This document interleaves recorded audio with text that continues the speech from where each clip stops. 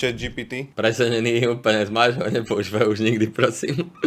Vieš čo? Môžeš to používať, keď chceš recepty, alebo ťa bude boleť nejaká ruka, prst. Ale aj tak ti pomôže viac doktor, takže vyser sa na to. Gemini? Akorát ocenené. Hej, tak je to z Google, čerpa data aj z YouTube, myslím si, že veľmi veľa informácií tam máš aktuálnych a vieš to používať day to day, takže super. Notebook LM?